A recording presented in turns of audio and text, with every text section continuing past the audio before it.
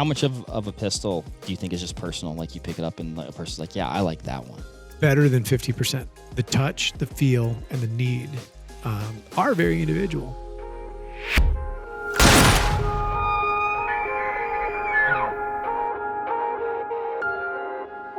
What is up, everybody? Mark on the mic, Mr. Ryan Muckenhirn across from me, and welcome to Cartridge Talks, fully loaded. This is Best Optics Ready Pistol. Plural. We looked at a lot of them. I think that's apostrophe S apostrophe.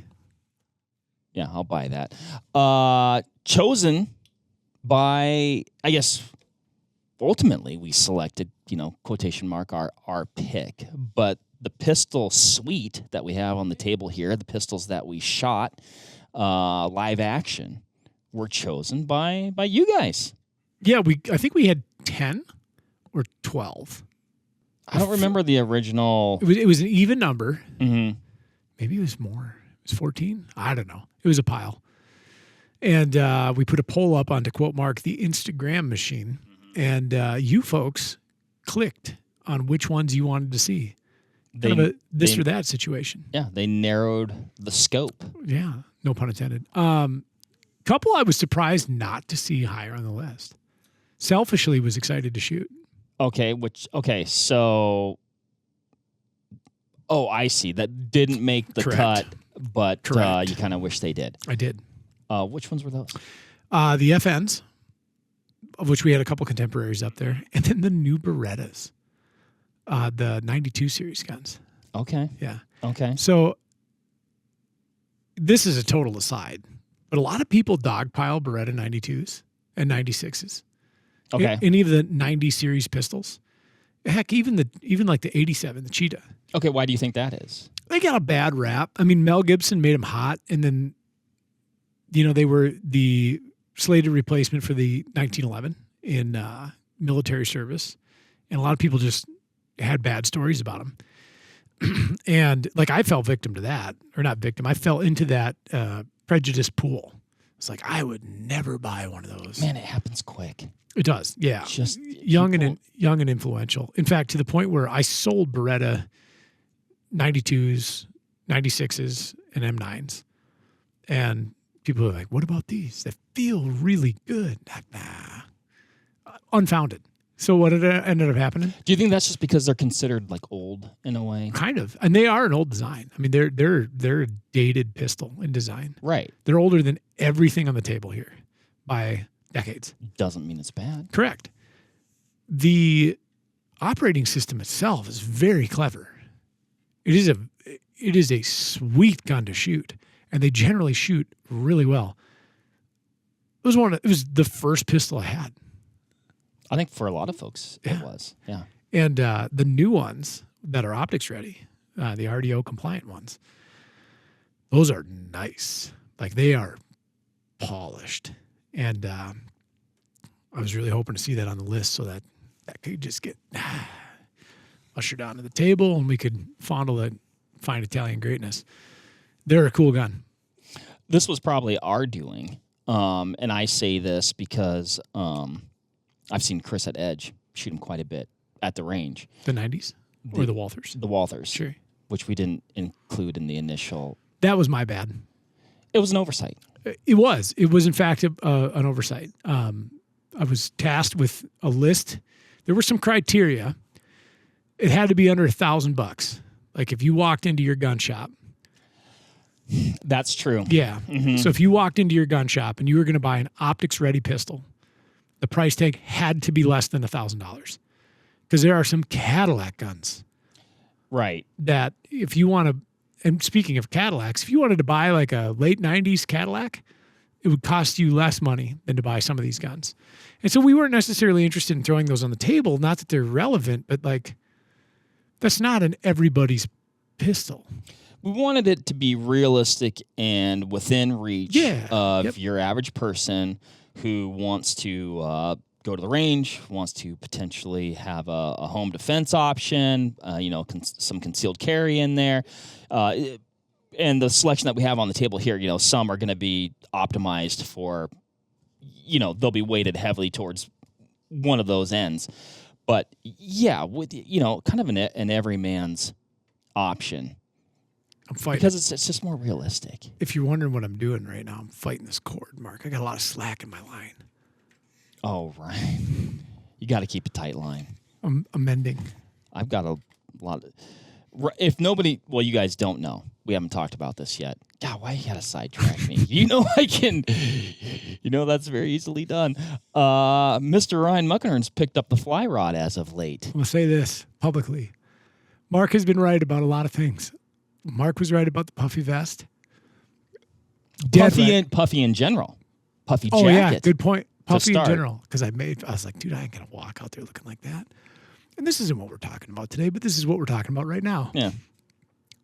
Mark was dead to right about the puffy accoutrement. To the point now that I have puffy gloves. They're great. Oh, they're incredible. Nothing like a little puffy mitt for glassing. That's right. Mark, only because I was deficient at it. This was me, and by deficient I mean completely inept. Mark's really, really good at fly casting. Ryan is really good at embellishing. I am okay at fly fishing. I don't do it as much as I'd like. I said casting. I don't know how you are at fishing. You've never seen you do it. Seen you cast. And they go hand in hand. Yeah. Now I'm pretty good at casting now. Not that good at fishing. Mark told me something one time about fly fishing, which I called ribbon dancing. Which it is an Olympic sport. You have said that. I'm pretty sure. He said sometimes it's the only means to catch the best. Yeah, sometimes it's the sometimes best. it is the best. It's not about making it harder than it needs to be. Correct. Or sometimes it's the best. He said it's the best way to catch a fish. It may be the only way you can. And I just thought to myself, like, dude, you're like, I own some Panther Martins, bro. Yeah, you're wrong.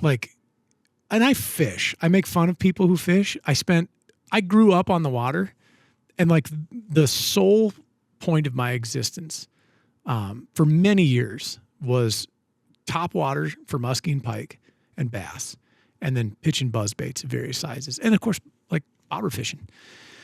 So yeah, I got into fly fishing, and like many things, it usually starts because I'm not good at it, and that bothers me.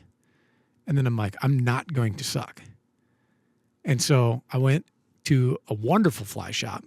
I had an incredible conversation with a gentleman named Dave, and I can't wait to go back there and then buy more stuff from him. He wouldn't let me buy the most expensive rod. He just flat out refused. He said, what's your budget? I said, what if I don't have one? I'm not going to sell you one anyway. And learned me up and spent a lot of time in my backyard casting. So far, I have caught, I got to count, 1, 2, 3, 4, 5, 6, 7 fish. The first trout that I landed was about 1 fish, 2 fish. Yeah. Was probably between a 6 and an 8-inch brookie. I'm going to go on 6 at most. How jacked were you? I shook, and I'm not kidding you. I shook as hard as I have. Because you put a lot of work into it, and then it finally worked. With any big game animal I've ever killed. It's like when we were hunting at Jim's. I told Lucasfilm, and I said, I shot a deer. I'm like, hey, in about 3 minutes, you're going to see some things you don't understand. I need you to know that I'm okay. This will take a little while to subside because I get the shakes hard. And we're in like a box blind. I'm like, this is going to make some noise. And he's like, what? And then 4 minutes later, he's like, dude, are you okay? I'm like, it's just a thing. Yeah. It's a physiological response I can't really explain. And if it ever goes away, I'm done hunting. Catching that fish this big was paramount moment. And now I'm thinking, I went fly fishing on Monday. I think I made 10 casts because I was in a really crappy spot. Ton of fun. I'm going again this weekend, probably both days. I love it. Yeah. Anyway, back to pistols. Well, and I can draw somewhat of a parallel with the equipment that you left the fly shop with. Yeah. Was a fully functional, high quality, high performing, rig, set of kit, whatever. Didn't break the bank. Moderately priced, gets the job done, and that's what we have here. I mentioned also earlier, Ryan, we call these episodes fully loaded. I don't think it would have mattered if the pistols were loaded or not. I probably would have hit the same amount of targets. And that that goes to your point of not being good at something and then getting irritated with it until you become proficient. And then every time we go and shoot pistols, I get a little bit PO'd at them, and I'm like, I'm going to do it. And then I just go back to doing other stuff. Mark, you probably can't practice this in your backyard like I can with fly casting. True. However, you happen to work at a facility. Oh, there's no excuse. With a 54,000 square foot temperature controlled shooting range. The targets will come to you. You don't have to walk down range. They come to you. Yeah. And we have all this equipment. This is just, go ahead. It'll get there. You'll get there. We also had a podcast comment the other day. I can't remember which one it was. Oh, yeah. It doesn't matter which one it was on, but it was somebody said, why can't these yanks get to the point? Why does there always have to be 10 minutes of preamble? We're at 11 minutes.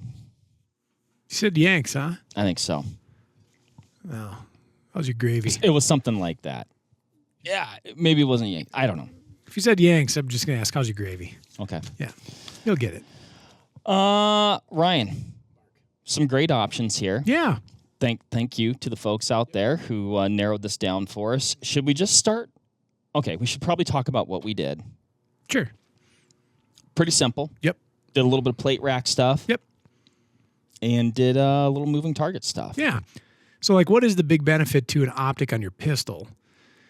It seems fairly obvious. Dot on target and shoot. Masters of the gun will talk about the ability to transition quickly and deliver payload to target in a shorter amount of time than you would if you were working with iron sights. I'm still on the fence on that because I'm not that great of a pistol shooter in the first place. Okay, now you're lying. And then if I put a dot on there, I kind of ride the struggle bus for a little bit because it's a foreign entity to me. So what I do fairly well is shoot irons on a pistol, pretty good. And you get accustomed to like the muscle memory and the hand placement and all this other stuff. And like sometimes when we were doing the plate rack, I think I could have actually done better on the plate rack with irons than I could have a dot. And then sometimes it's like, oh, I really burned that down. And I think I'm learning it a little bit quicker, but it is different. Like if you were entrenched in irons for a while and you shot a lot of rounds in irons, unless you're like an Adam Maxwell kind of guy and you're really good with a handgun, like I think I could give Adam anything and he'd just like, oh yeah, I just shot like A class. Well, hold on a sec though, because I was going to say the exact same thing about you. You picked up each and every one of these pistols, regardless of its form factor, and shot them all, in my opinion, really, really well. Okay. But I'm just saying, like, you're not giving yourself the credit, and I'm not just blowing smoke here because I was thinking that. I was like, God, he can just kind of pick any of these up and run with it. And that comes with experience to be like, oh, yeah, okay, yeah, this thing, this is how it's going to be, and this is how I'm going to shoot it, and off you go. I do think, though, because, somewhat of a wide swath of form factor here. I mean, you're definitely not picking up the same gun every time. Nope. And so you're probably not going to shoot maybe as well as you might with a pistol that, I mean, the ins and outs of it and just, what I mean? 100%. Yeah, familiarity with equipment goes a long way. I guess the point I was trying to get at is like the dot is likely to be at the end of the race. If you could take two robot shooters that have the same amount of experience and then run them through the same course for the same number of rounds, your dot shooter at the end is probably going to be better. I would agree with that. Yeah. 100%. I mean, there's a reason why all the pistols correct are coming that way. Are coming optics ready, essentially. Agreed. And if you're a new shooter, we've observed this at Edge, and I'm talking this might be the first time you've laid hands on a handgun. We see the proficiency of the new shooter with a dot installed exceeding expectations, shall we say, in a very short amount of time, like very little inputs, and the output's outstanding. And so they are useful, and I cannot debate that whatsoever. Curmudgeon I can be, because I own exactly 0 pistols that are optics ready.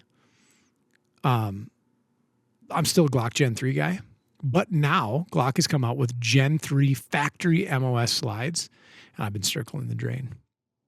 Or just buy a Gen 5 optics ready Glock. Yeah, I got a lot of Glocks, man. Yeah, I don't know. I mean, so admittedly, I don't shoot a ton of pistol. I've said it a million times, right? It shows in these productions. But the pistol that I have, so I've got it's a Gen 3 Glock 19. I've shot it, I guess, a fair amount, right? And then I've shot the pistols here at work. Yep. It's hard for me, I guess as of late, I've shot pistols that we have here at work a lot more that have a red dot on them. It's hard for me to even think about going back. Sure. In fact, I'm not going back. He's gone. And speaking of the dots, we should talk about the dots that are adorning these pistols, because they're pretty dang cool and they're pretty dang new. So new that at the time of production, nobody knows about them. Right. So these are the new Defender enclosed red dots. So we have ST and CCW. We do have an example of the CCW on the table. So why enclosed? Well, you have 2 lens elements instead of 1. And we'll probably do a separate conversation about. Yeah. Durability, impermeability. So think, sand, moisture, dirt, mud, blood, whatever. Can't get in there and obscure your emitter. And then they're a metal box. So they're very tough. And they don't necessarily increase the form factor area of the pistol by a significant amount. They are a touch bit chonkier up front. But overall, there's some features on here that I quite prefer, namely the placement of the battery, which I'm pretty keen on. No longer fishing a battery into a small tray or receptacle on like the inside of the sight forward of the emitter. It's located now on the side, which is cool. The units also have a solar panel on top. So when you're outside, you are drawing through the energy of the sun to power your dot. It is not recharging anything, but you get that assist. And the idea is like potentially a forever battery, depending on your lighting conditions, which is really neat. But like I said, CCW and ST options on the table. RMSC footprint, Delta Point Pro footprint, all the things are the same, just enclosed. Also multi-reticle, which folks are pretty excited about. You can get dot, circle, or circle dot. Take your pick. We just shot dots. We didn't shoot any of the circles. Yeah. I wasn't ready. Yeah, I think they're all cool. I think I'm familiar. Again, it goes back to familiarity. I'm like, I just like running a dot. Another thing too, defining criteria. What does optics ready mean? All of these pistols out of the box have the ability to have mounted on them a red dot without having to custom mill your slide or come up with some contrived mounting solution that is otherwise atypical. So all of these are what I refer to as factory cut. Some of them use a plate matrix. Some of them are just like organic, like fitment to the slide. They're all a little bit different. So out of the box, they're built to accept these dots without major provision. Some of the pistols on the list that we had, ultimately that didn't get selected, would require you, the user, to purchase a plate from the company to key in. These models here all came with them. Right. Which I think is a big talking point, which we'll get to in our rankings, if you will. But yeah, really, really neat thing. And as Mark had mentioned, like the majority of auto pistols that you're finding these days, now even sneaking into 22 LR category, the majority of these pistols at your retailer are coming with this as almost a bare minimum requirement. So, which is nice to see. I remember the first ones that I saw. The first optics ready pistol that I saw was the FNX. And so we get them in. They came in this cool Cordura case. They like 8 mag pouches on them. Huge pistol. Reminded me of like a lower cost version of an HK Mark 23. You unzipped it, and it's got all these screws and plates. And I remember this is probably circa 06, 07. I have to look back and see when that pistol came out. Maybe it was a little later than that. And we're all sitting there around the shop like, who's going to put a red dot on their pistol? Right. Like, what is this? I'll tell you who was putting a red dot on their pistol early on, before there were even red dots for pistols. Mr. Jerry Micklick. Oh, sure. Yeah. And he was doing wild stuff to, breaking out the Elmer's glue. Yeah. Whatever it takes. Let's get this thing on there. Glue, which I think that speaks to the functionality. Yeah, 100%. And now it's like, you could get that model, but if you ever want to put a red dot on there, it's not ready for it. Well, my brother just got his first handgun. And so we're sitting there at the counter, we're discussing models with the Shields associate. And he's got a 43X and a 43X MOS on the table. He's like, do I need a red dot? And I said, well, I don't have one on my 43X because they weren't even MOS compatible at the time. I go, but he doesn't shoot at all. Like he shoots for work like once a year. It's like a fun thing they do. I said, you will be better, quicker with that dot. And then, his wife, she wants to get good at it too. And yeah. So he opted. My confidence level goes way up. Yeah. I mean, when you think, so much of shooting a pistol, correct me if I'm wrong, Ryan, but it's, it's your grip, and it's so easy to torque a pistol and not even know it, right? So with a dot and it being parallax free, you still have that element of, I can maybe not have the best form or maybe not the most consistent form, but if I can see the dot and the dot's on the thing and I make a good trigger press, or at least satisfactory for what I'm trying to do, we're going to be good to go. You're 1,000% correct. I appreciate that. 22 minutes in, we still haven't got to the point. The gentleman from that island across the Atlantic is probably fuming right now. We don't have to worry about him. He already left. His gloomy skies just got gloomier.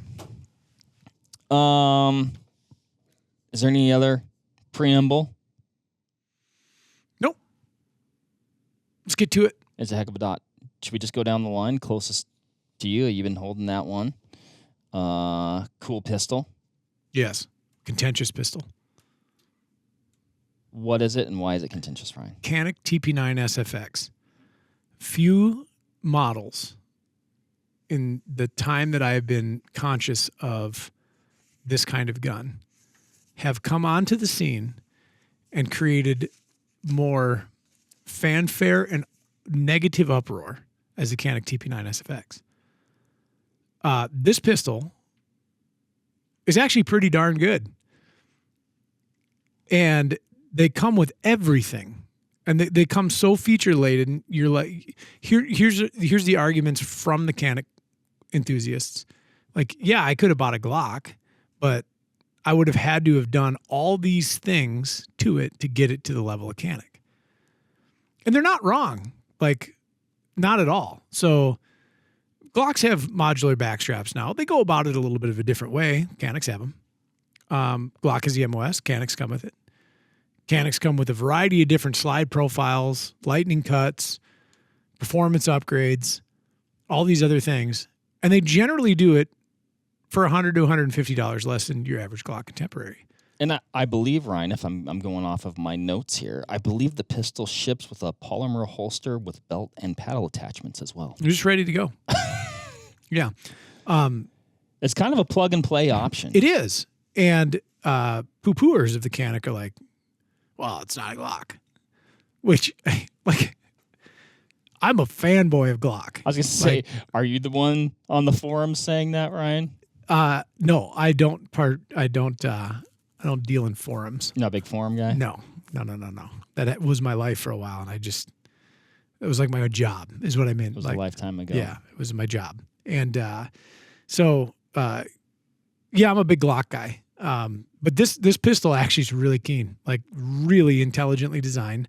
It's not as refined in many ways as a Glock, and like that says a lot, because you look at a Glock and it's like, yeah, we'll just make some slide cuts here and round the edges and throw it in the box. But there are touch points on it that aren't what I like, I guess, and then what the Glock is accomplishing. Like some things are a little overdone, some things are a little underdone, but man, for the money. And especially if you think that, like, looking at a full size pistol like this, if you're gonna shoot like production optics in like USPSA, or if you want a full sized, full capacity pistol, and you want it to maybe even think about getting into competitive shooting or just ripping rounds all day long, right? Rock solid. I have to give this one immediately the value award, because of all the things that it comes with. It came with a multitude of optics plates. Every conventional footprint was accommodatable on this pistol. The back straps, the magazines, the holsters, everything out of the box. Their manuals are outstanding. And then the different flavors and configurations you can get them in. If you're a Cerakote person, if you're a frame color person, if you're a lightning cut person, whatever, they have a thing for you that's likely to satisfy your needs or desires. And really is a keen gun. Where it's going to lose points is just touch points. And then for me, history. So Glocks have been on scene. I mean, the P80s were 1983 and G17s 1980, so on and so forth. It's the most ubiquitous pistol on the planet. Like some people will say 1911, and that's not untrue, because it's been around for 115 years or whatever year it is. I'm not good at math. There are that same person says that more deer have been shot with a 30-30 than anything else too, and it's like, well, I personally don't think so. I agree. Glock's been around for a long time, and so it has a lot of history backing its pedigree. And another criteria that we talked about was like aftermarket support. If you buy a Glock in any flavor, shape, form, from 42, their smallest pistol, to 40, their largest, which is funny because we only went backwards 2 numbers, but we spanned like 31 models. You can find a holster. I find their model nomenclature arbitrary. It's simple. It's just Gaston's patents. Okay. His 17th patent was the Glock 17. Okay. That's all. Like, okay. Yeah. Don't try to associate it with calibers, because it just goes out the window. Because a Glock Model 22 is a 40. A Glock Model 40 is a 10. There's no logic in this place. But my 22 long rifles they just slide through. Yeah, fall right out. The aftermarket support is not as robust with CANiK. Although I'll say this, it's definitely getting there because they're that popular. So whether that's a performance upgrade, like a trigger system, recoil system, barrel system, slide, or frame accessories, magazine latches, et cetera, and holsters, they're catching up because they are very popular. They're like, if I was going to kind of equate it to, like our optics lineup, yeah, they're kind of like a Diamondback, yep, Viper HD. I'm going to go with Strike Eagle. Okay, fair enough. Kind of hot and new. Fair enough. Yep. Yeah. Hot and new. But like everything you need, gonna get it done. Not killing you in your pocketbook. Gonna be happy with the performance. And like you said, maybe some of the fit and finish and touch points, aren't that of some of the other models that we've shot. But also, I mean, I didn't shoot that pistol that well, but I'm not gonna take anything away from the pistol. It's not you, it's me on that. A person like me isn't going to necessarily be able to suss some of those things out. I would say if you want to know what it feels like without touching one, if you took a Walther P99 and you mixed it with a Glock, you would get a CANiK TP9 SFx. Okay. Yep. Let me see that thing. Yeah, no problem. It doesn't bother me, but it'll bother somebody. slide stop is nice. I could feel it in my support hand. So I docked it like a quarter point. There were no points. Great trigger. Pretty good trigger. Yeah. Yeah, it's a good gun. Like, it is a good gun. It shot very well. Everything fed. Mark and I, when you watch these productions, you might think we only shoot like 10 rounds. We were down on the range the night before, getting everything zeroed, function checking. We went through basically a case of Federal Syntec to get 5 guns operational. And so, yeah, I mean, you know, that still is not a tremendous amount of rounds, but it is 500 across 5 guns and a condensed time frame, and we're beating them up, and they are a fine pistol.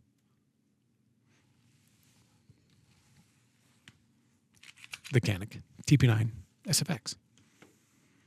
Anything else to note about it, Mark? I think it's a cool pistol. Great choice. Yeah. Should we go down the line? You were just talking about the Glock.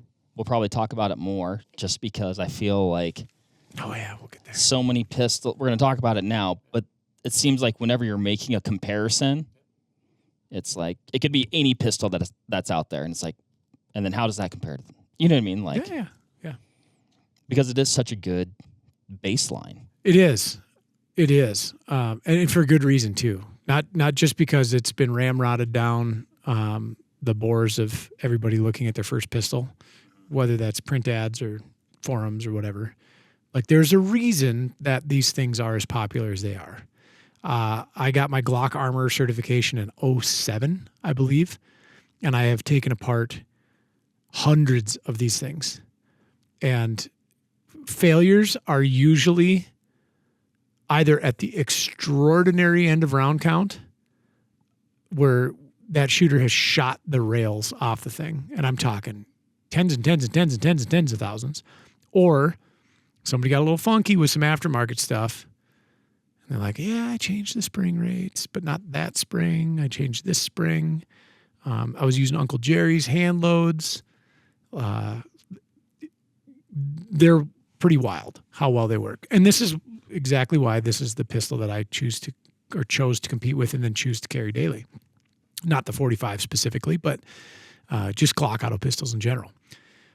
So the 45, not a 45, it's a 9. They like to keep you on your toes. Yeah. The 45 is Glock's kind of second model into what I'll consider a bit of a new era in polymer auto pistol design element. And that is a full-size frame, but we'll call it an abbreviated size slide. So if you could take the two parts, well, you can quite quickly take the two parts apart. I mean, it's a full-size frame, and if you're familiar with a Glock 19, yes, that's going to be correct. The slide. Yes. So what have I done? I look like that ATF agent that couldn't get the pistol apart, and I'm a Glock certified armorer. Let me fix that. Okay, sorry.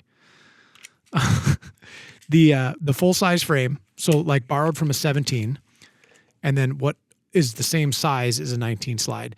And there's logic behind that too, and that was something that initially I was a little perplexed by, and then I started shooting them quite a bit. You get the control on the full-size frame, but you get the slide speed and then the lowered slide mass of the 19, and the end result is recovery time is okay. Significantly shorter.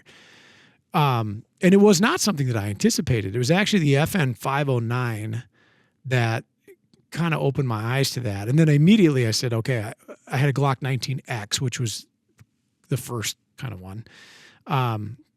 So long frame, short slide. When you shoot it, it does feel very different. So like I competed with the 17L, which is their full slide, 6.02 inch barrel. And then I competed with the 34 and then occasionally with a 17.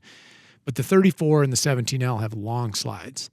And there was a period of time where it was commonly held belief that extra mass up there reduced to felt recoil, which is not untrue.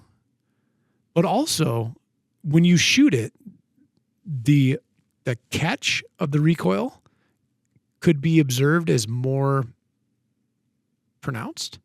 And then the forward throw of the slide coming back on the rails and then coming to stop tips you down just because we have more mass there. It's like you're moving more mass, but more mass is moving. Correct. Yeah. and you have to mitigate that with recoil control. And then shooting like a 19X or a 45, it's tangible. Like you feel like, boom, oh, it was sharp, but boy, it was short. And it happened so quickly, and I'm really back on target quite fast. This is a pretty brilliant pistol. And, you know, when you look at a size like this, you do ask the question like, well, is this a carry gun or is this a competition gun? It's kind of in between. I've heard some people say it's great for everything. I've heard some people say it's good for nothing because of that. Yeah. And I don't think it's good for nothing by any stretch of the imagination. Right. I think it's really good at probably a lot of things. When you unpack the design principles, it's a duty gun or a military gun. Yeah. Yep. And home defense. Correct. 100%. Where you wanted the capacity and the control, the full-size grip. You were likely to be wearing it on an outside the waistband holster of some kind or a drop leg or on a chest rig. Right. And also to be paired with an optic. So now the sight radius is irrelevant. So like the whole advantage to say the 17L, which we don't have here, is sight radius. Right. And so I've got this bonkers, crazy long sight radius. Well, if you put a dot on it, what difference does it make? You don't have a sight radius. You just lay the dot on the target and pull the trigger. It really is quite a clever pistol. And I think, like, knowing what this individual pistol's for, it's for range use and home defense. That's exactly why it was purchased. Not for carry. Carry is a different animal. And none of these really are carry pistols. So I think it fills that role brilliantly. Spoiler alert, this was my pick.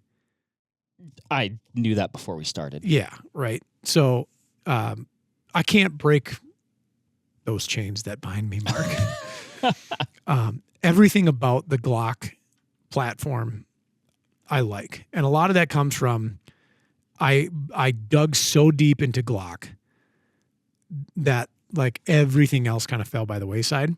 So there's heavy bias there.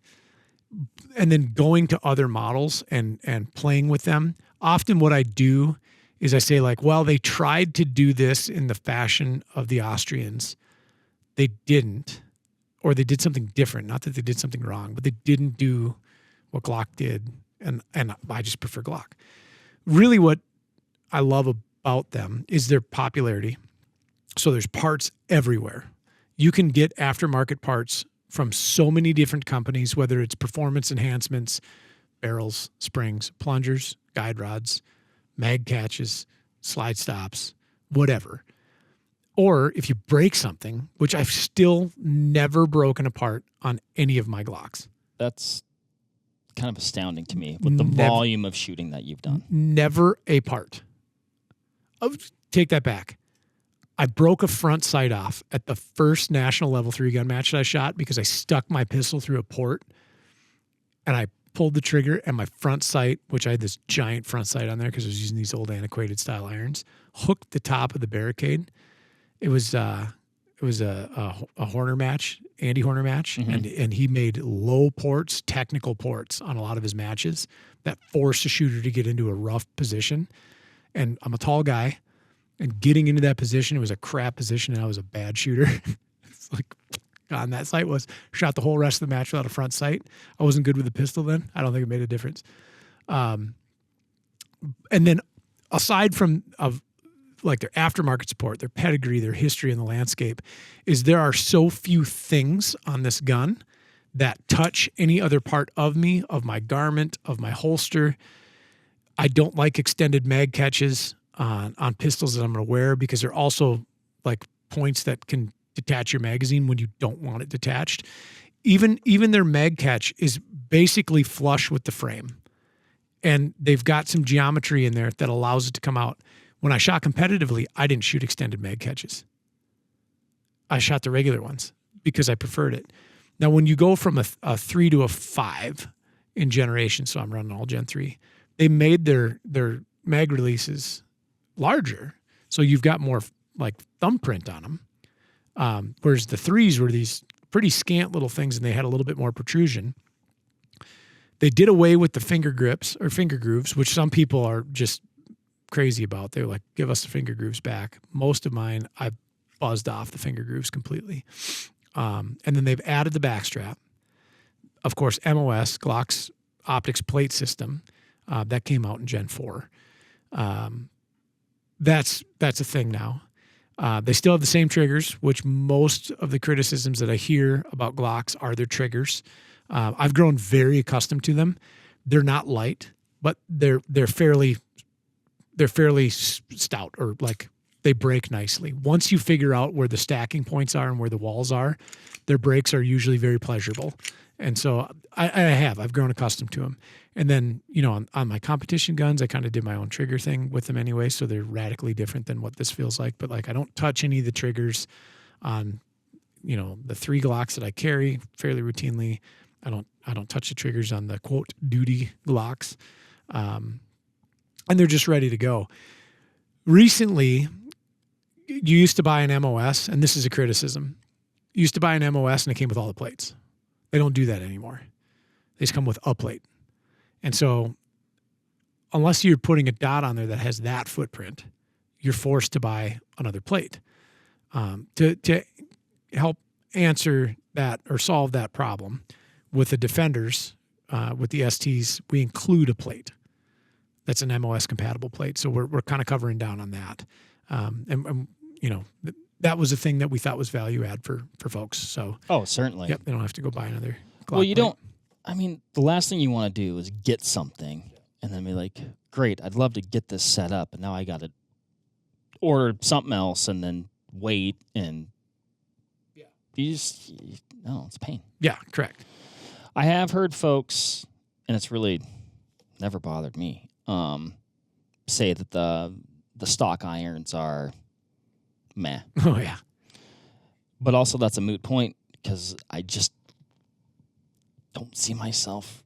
I just don't see myself using them. Yeah, folks don't like the poly sights.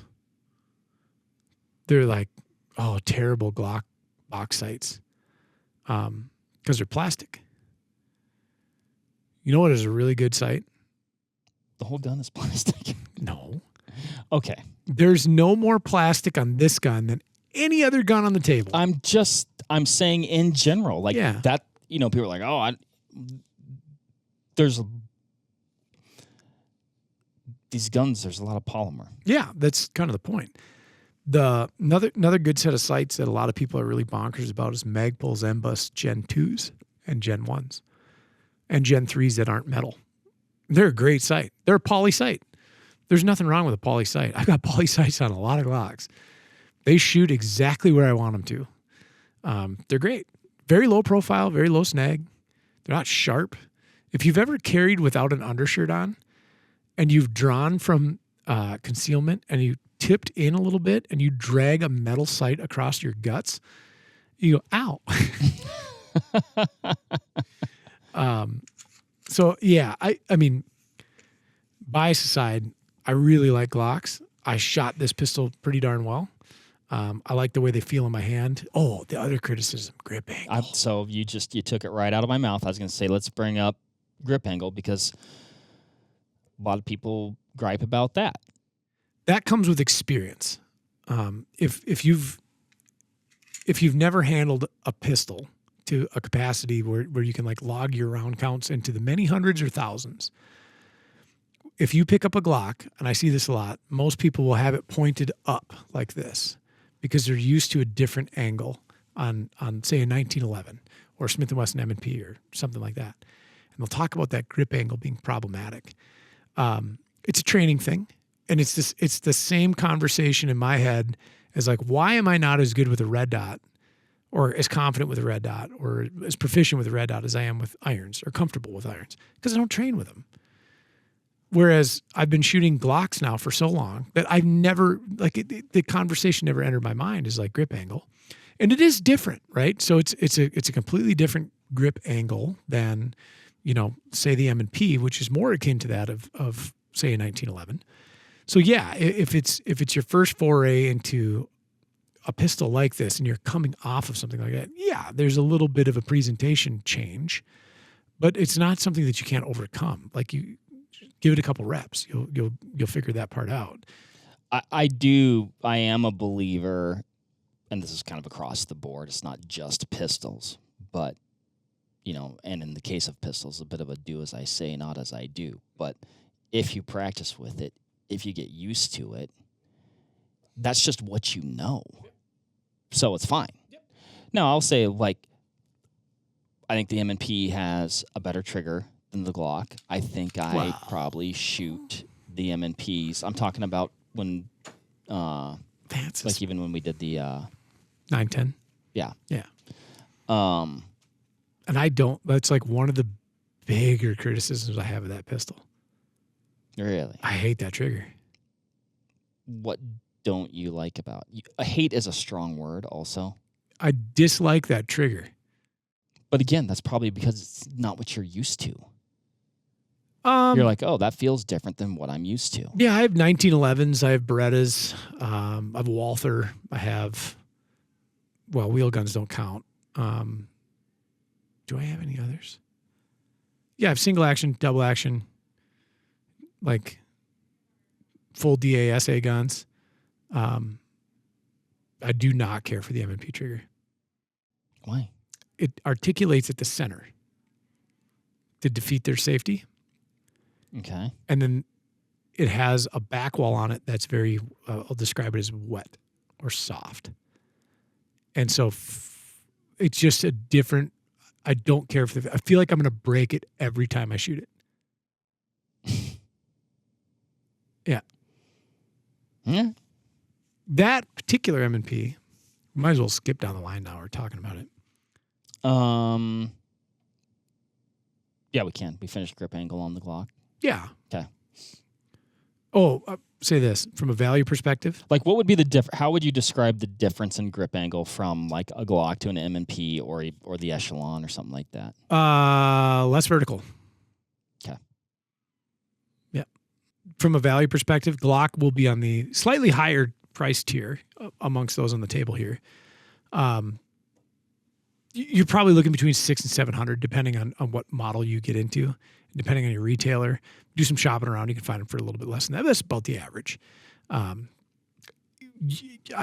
challenge any other pistol on this table, or for that matter, any other pistol, to have the depth and breadth of aftermarket accessories, holsters, weapon lights.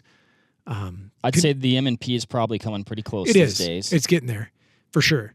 If not there. I mean, this ain't new anymore. Nope. And it's wildly popular. I remember when those came out. Yeah, was it 2017? Oh, way before then. Way before. Oh, the 2.0. 2.0? Yeah. I remember when the M&P originals came out. Back in the day, they used to have an M&P 9L. That was a strong contender for me when I started competing. It was alongside M&P 9L. But I remember when they hit the market. Yeah. Glock was in their sights. Oh, for sure. Yep. They did a good job. It's a great pistol. I really like it. I like the grip. Comes with different back straps. Mm-hmm. I would say more intelligent backstrap design than Glocks. Yep, for sure. I like the form factor of it. I like the feel of it. I do like the stock trigger a little bit better. That particular model has an apex in it. Yeah. That was we'll issue an apology for oversight. The Edge crew got wild and they replaced all their M&P triggers with apex triggers, which is like a target rifle. It's quite nice. Yeah. Yeah, it's quite nice. So I'm going off of memory when I shot the stock one, but I remember being like, I like that. Smith & Wesson has been very, I'm going to say aggressive, but with not negative connotation, in experimenting with the M&P design and adding models to see if like that's going to be the best mousetrap. And a great example of this is the metal frame guns. So back in the day, back in the previous life, we made some steel and some aluminum frames for Glocks. Okay. In an attempt to do what Smith & Wesson released to the public. It wasn't in like tandem or conjunction with that project that Smith & Wesson did. Smith & Wesson did a better job. But to give a competitor that steel frame or alloy frame advantage, whether you feel it's an advantage or not, certainly there are some things that are advantageous about it. But and then just the variety and the spices that you can get them in, they've been a lot more forward with that. Whereas Glock is like, here's the Glock, the barrel is shorter, the grip is shorter or longer. It can or cannot accept a red dot. It does or does not have porting. And that's been about it for the past 42 years. Yeah. Which I do appreciate. If it ain't broke. Correct. The changes that they've made to the functionality of the system, like actual mechanics in here, pretty ho-hum. I don't think it needed to change. With these guys, with Smith & Wesson and the M&P, they started with a solid platform, and they've only refined it and made it better. And, you know, a lot of times you talk to police departments especially, like, oh, what do you guys issued? More often than not, I hear Glock or M&P. Right. And it's in the name. And Smith & Wesson's had the M&P namesake for a century, almost. It's there. Like, I mean, it's a great name. it's rock solid. I mean, that's Yeah. as good as it gets when you're talking. Number one, do I think it is good for military and police applications? Yes, I do. Absolutely. Also, a lot of folks looking at pistols like, I want what those guys use. Yep. And so it's intuitive, right? Yep. And so you made a statement how Smith is likely caught up to Glock from the aftermarket support. And, you know, I'd have to scour the web to start looking, which I'm admittedly not. I mean, I going to haven't do. done a count, but I think you'd be hard pressed to not find what you're looking for. Yeah. And a lot of times, like when I used to talk to pistol or people getting into their first pistol, and then this is specific to like USPSA and multi-gun competition, and their budget landed them in polymer pistol land, you either were buying a Smith & Wesson M&P or you were buying a Glock. And that has changed a little bit, like with additions like the CANiK on the table. Like you really do have a hell of a contender with this. But those two are still at kind of the top of the list. Like, they're the answer. Some other models are starting to kind of kick in the door a little bit. And that's a really interesting proving ground, specifically those disciplines, because you'll see this start at the club level. Like I remember when M&Ps started displacing Glocks in production class and limited and Lim 10 and limited minor and even limited major at the clubs that I shoot at. And it started small, and then like so-and-so on the squad bought it, so-and-so on the squad bought it, and blah, blah, blah, blah, blah, blah, blah. And then all of a sudden, contingencies were running them. And everybody's like, no, we shoot M&Ps here, which is cool. Like, and I think, you know, that's where a lot of their innovation comes from when they're refining models, is they're paying attention to what people are doing to them or what they feel they're lacking, so they're modifying, and then Smith & Wesson just bakes it in.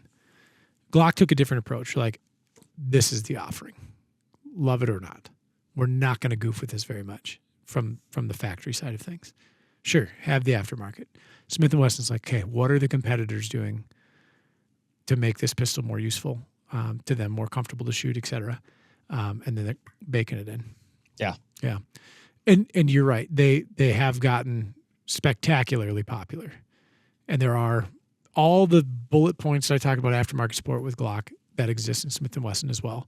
I'd be curious where like the holster race ends. I just think Glock's going to have more.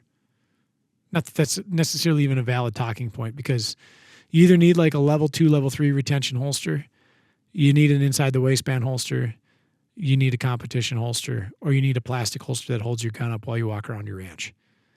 It's kind of those four things. So we don't need to necessarily beat the drum of like, well, Glock's got 322 more offerings in those four categories. Like, yeah. Yeah. I do like both. I mean, if you told me, I mean, I did pick one at the end of the production, right? Which one did you pick? I picked the Smith & Wesson. And I think, Ryan, part of that is, I think the way it fits my hand. Sure. Like, I find the dot quicker, and it's just a little bit more intuitive. That's important. I do notice when I shoot. Now, I'll say this.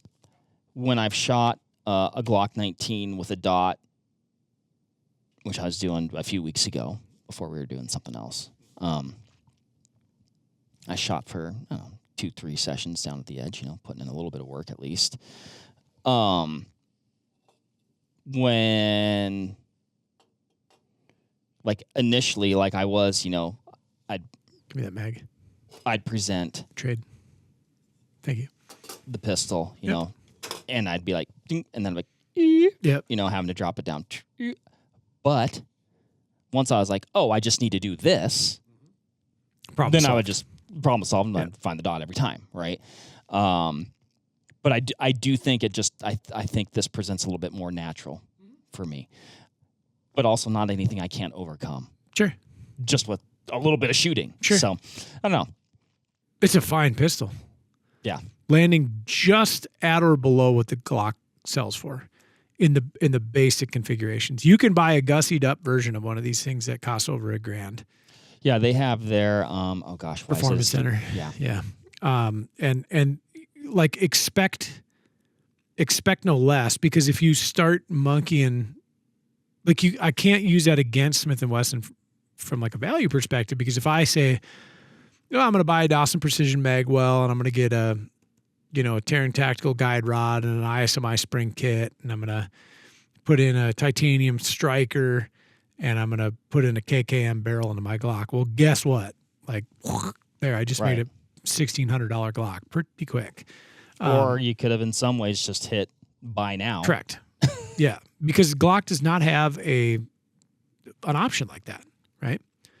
So yeah, I have a ton of admiration for that pistol.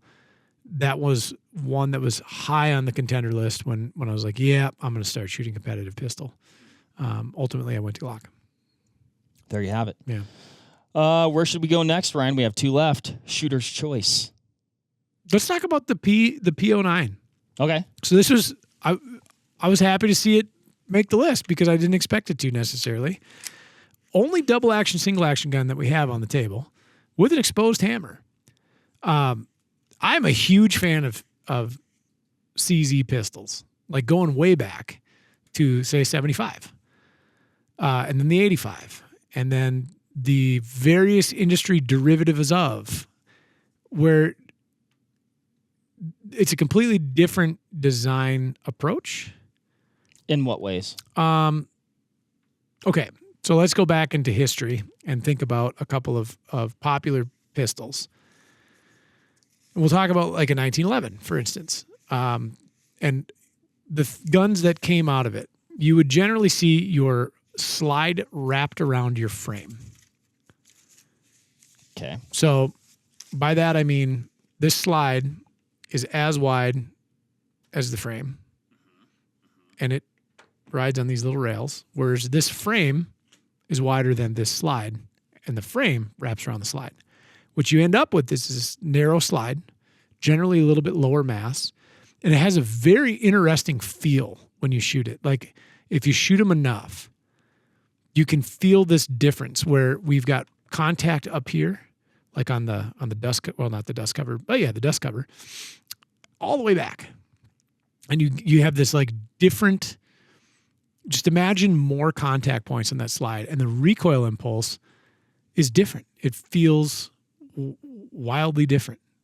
And it was a convergent evolution situation. It wasn't that necessarily one was better than the other, but they arrived at an auto pistol in a different way. Okay. And a lot of that now is lost to history and translation and interpretation, but shooting CZ75s or 85s or their P10s or any of their other pistols, this one included the P09, they're very pleasant to shoot. And there are some people that absolutely dictate or mandate the DASA option in the fire control. It's the only pistol on the table that has decocker, which makes sense because these are striker fired. It's very romantic for me. It is a large pistol.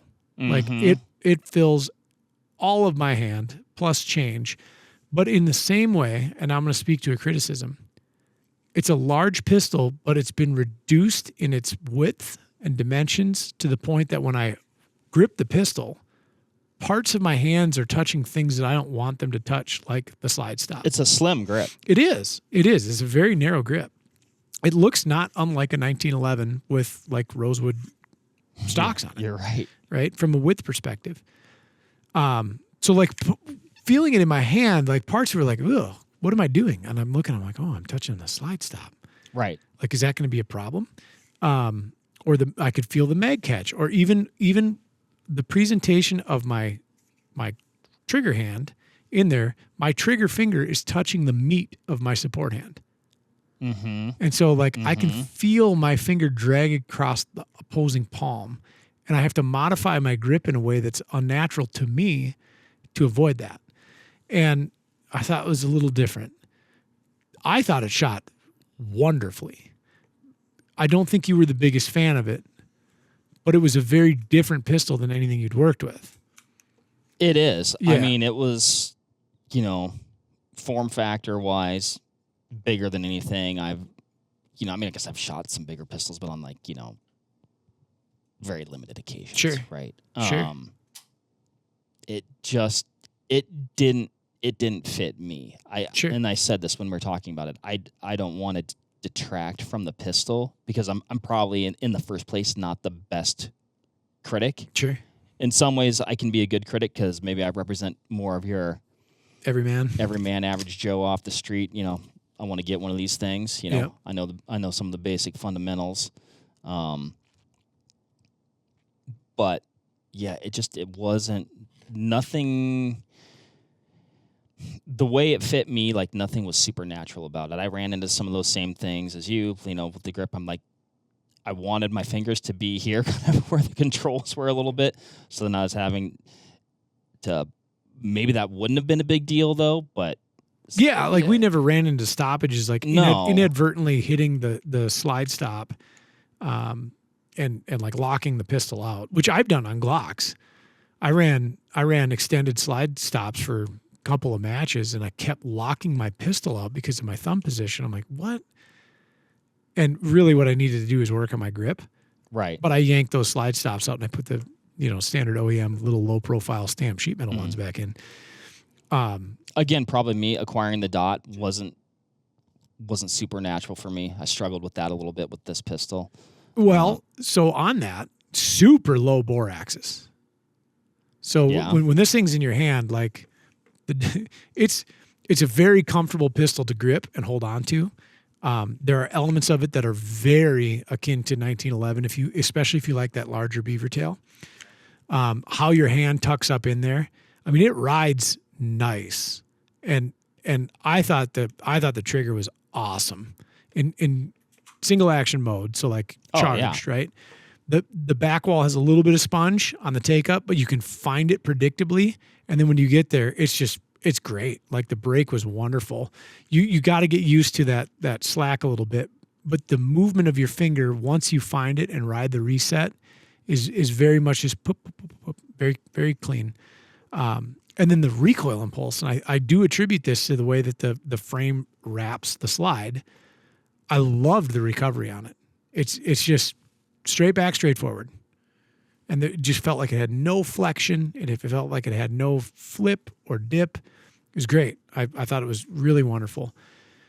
Because that slide, though, is narrower than, say, the Glock or the Smith & Wesson or the CANiK, it's not that you couldn't mill it to accept something like the enclosed ST, but you'd have overhang on the sides, which in itself isn't that big a deal. I mean, people have been milling 1911 slides, which are razor thin in comparison for a long time, and you deal with the overhang. It's not going to necessarily disrupt the functionality. As long as you can get two fasteners into the slide and some recoil lug embossments to keep everything stable, it's great.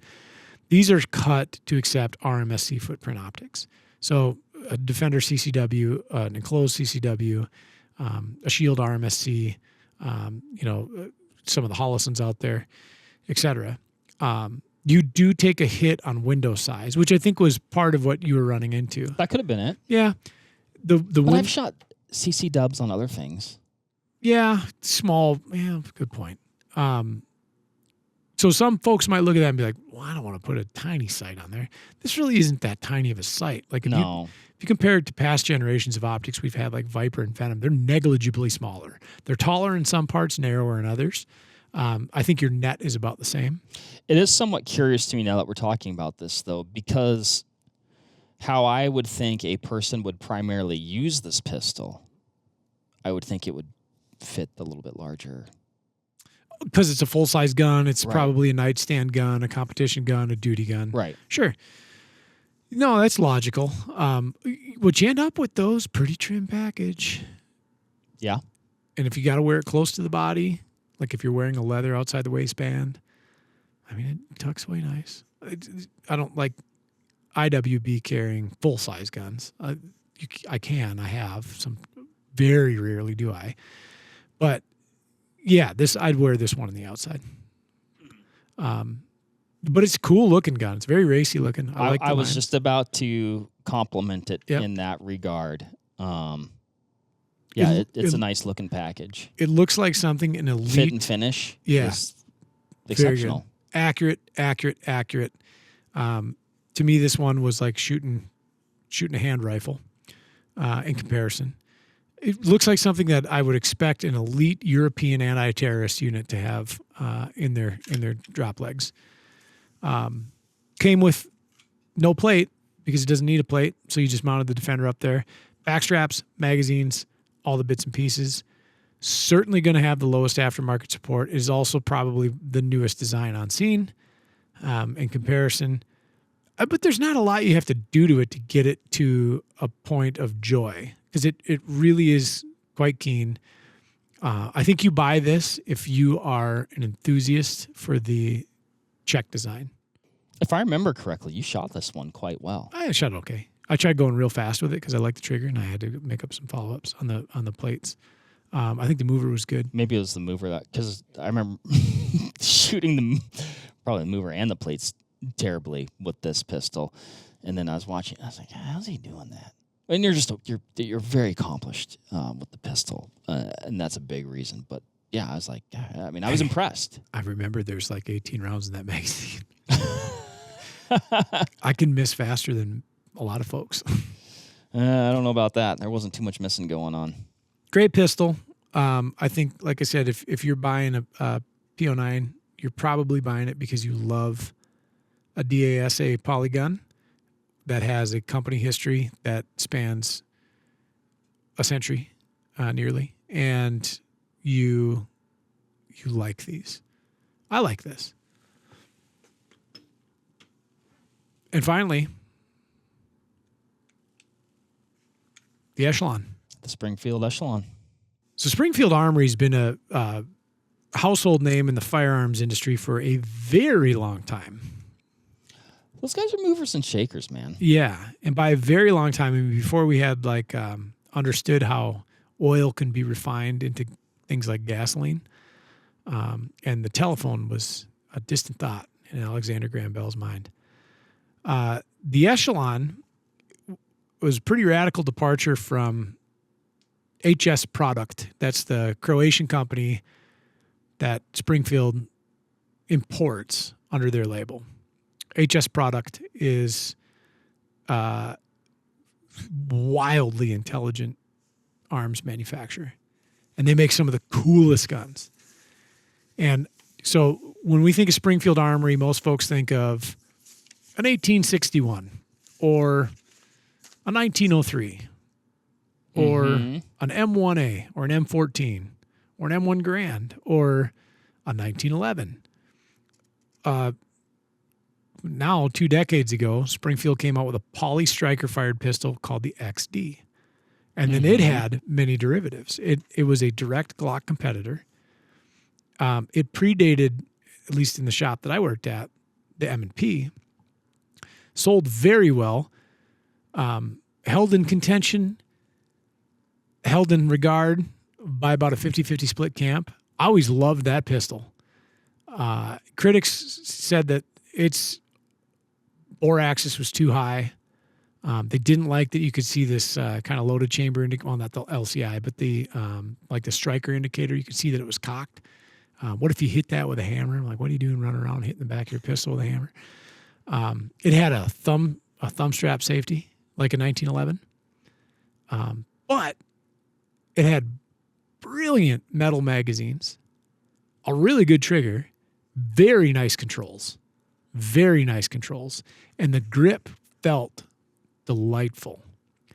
I really liked it, the original XD.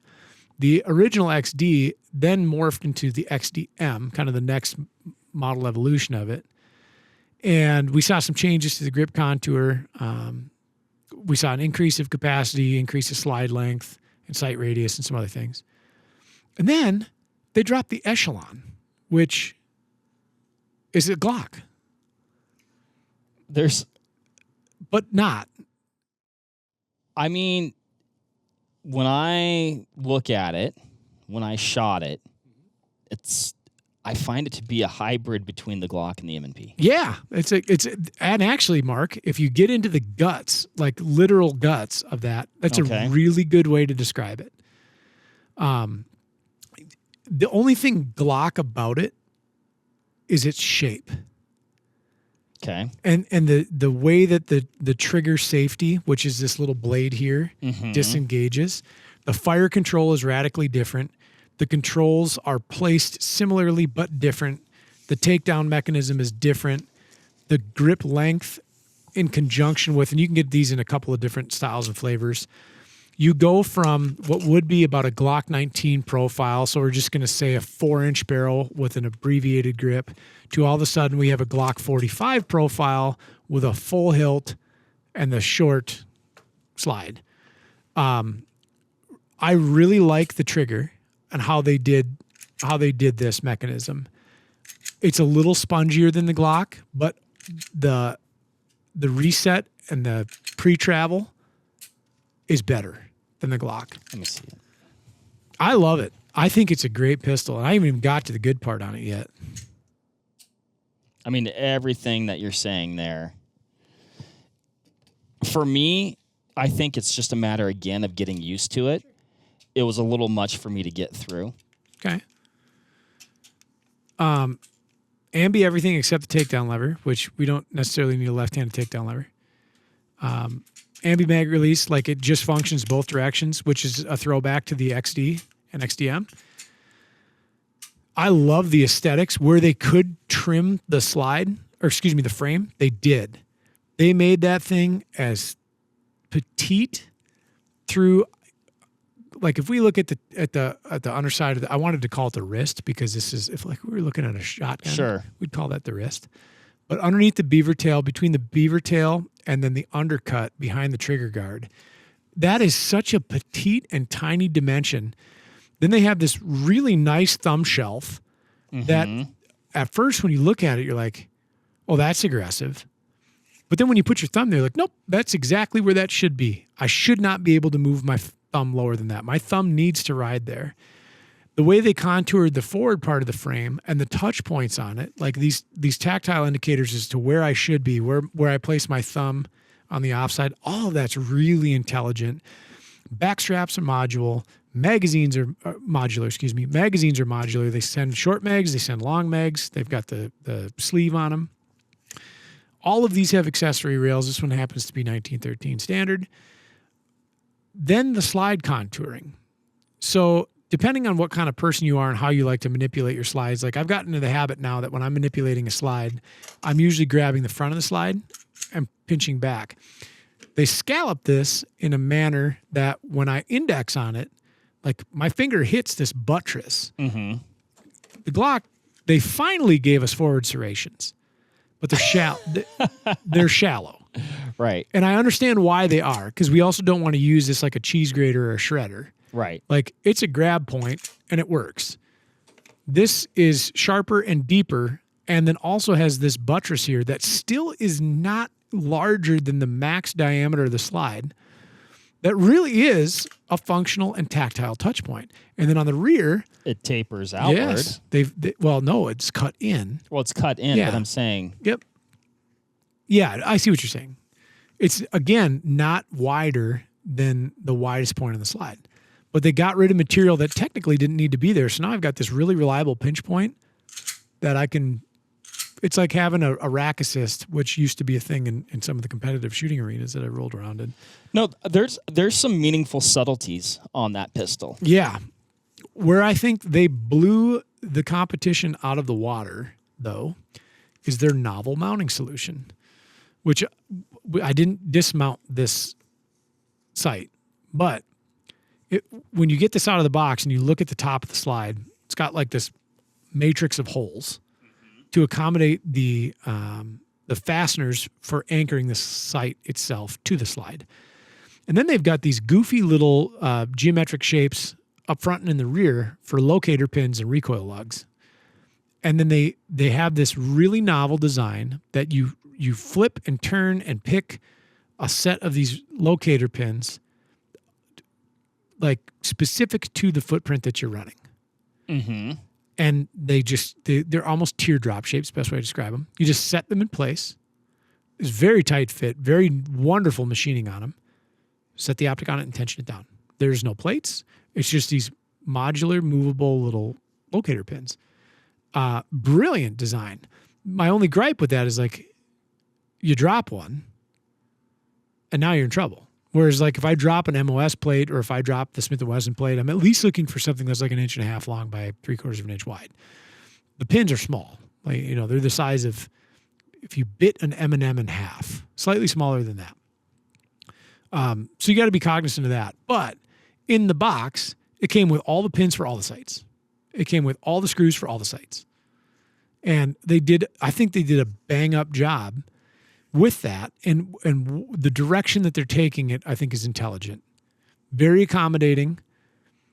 It is still direct to slide. So we have no secondary failure point that is like a plate screw shearing, these are things that I've seen on every pistol that I'm aware of that has a plate. I've seen the plate screws, if they are independent of the fasteners that anchor the optic. I've seen the plate screw shear, the optic come off, the optic come back for warranty because it flew off and hit the concrete. You know, this is still direct to slide.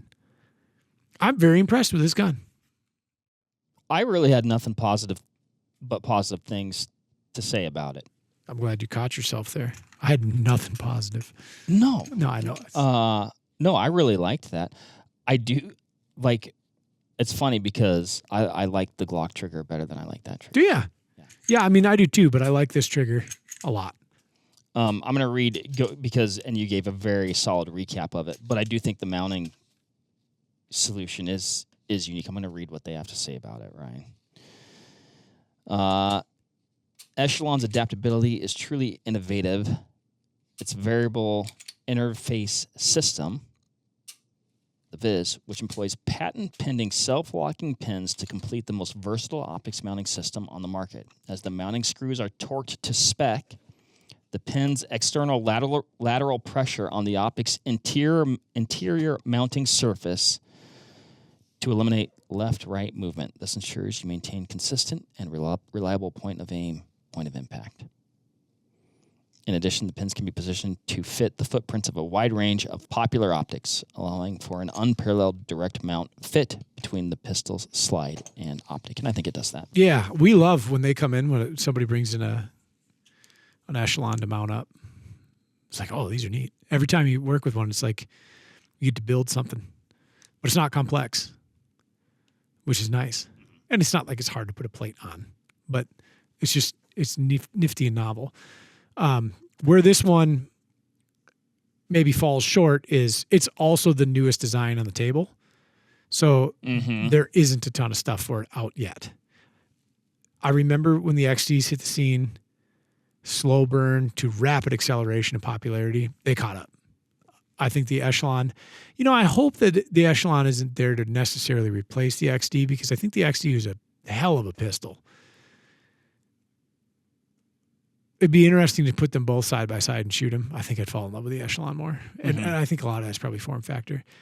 The XD 5-inch tactical and the XDM 5.25. If I didn't shoot Glocks, that also was up there.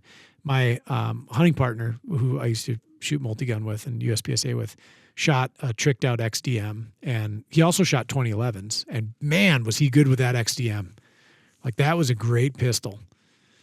But that Echelon, if I'm going to give it an award, it's going to be like in design and innovation, because it's pretty cool, pretty radical little critter. Yeah. I like them. I like all of them, actually. It's pretty wild what a person can get for performance and reliability these days for pretty moderate monies. Yes. I'm trying to think of an analogy to kind of throw a little shade on Glock, but also to exemplify their inherent reliability, durability, and trustworthiness. And what I came up with was lumber. Naturally. Yeah, of course. So you can go buy this newfangled recycled material polymer infused lumber, or you can get a premium American pine 2x4.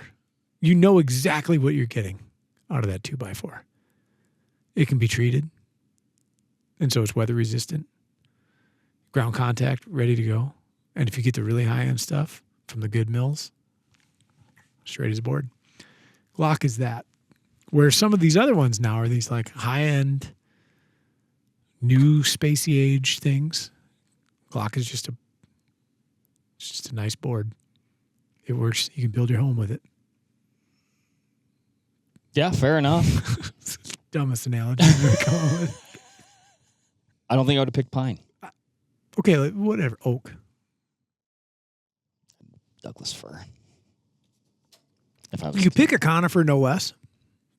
They're all good. Yeah. There's the good news. Yep. Any one of these. If you're shopping, buy one. Whatever fits your hand and your budget best. Yeah. I don't think you have a problem with any of these whatsoever. Yeah. None of them need to be tricked out either.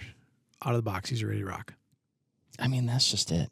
They're coming with a variety of accessories. They're all reliable. I don't think we had a single malfunction. Nope.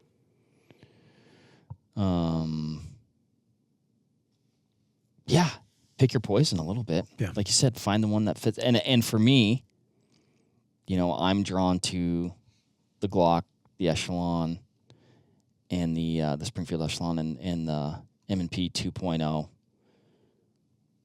Partially because when I think of how I would use a pistol, those ones fit my application, but they also just fit me better, and I shot them better, like more naturally, I guess.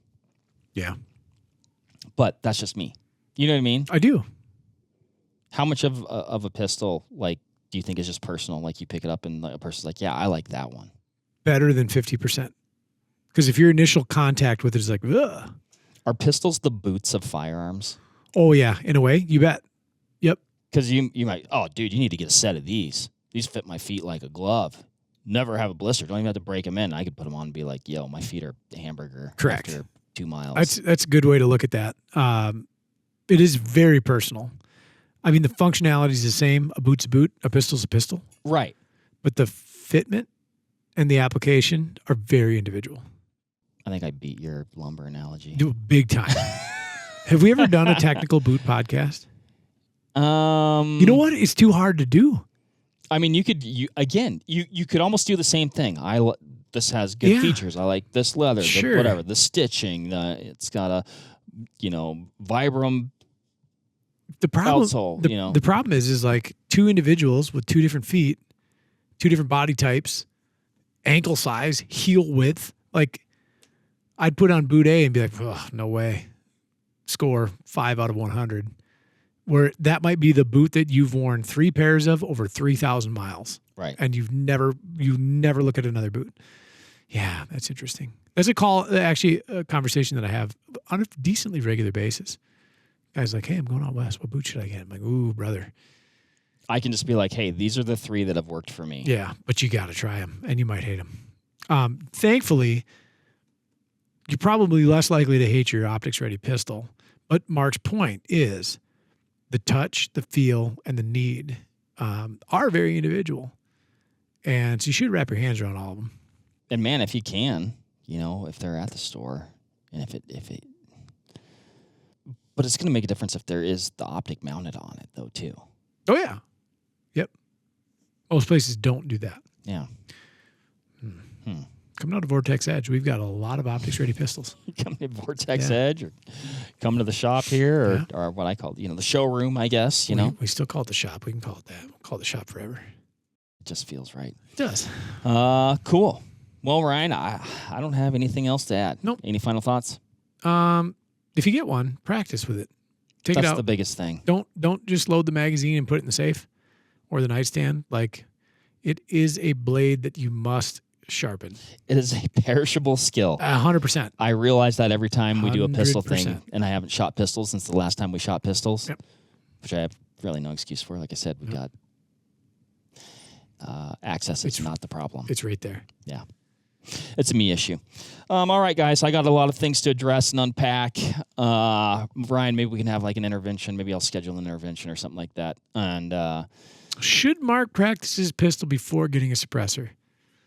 You thought I was going to let you go the whole episode? I'm working on it.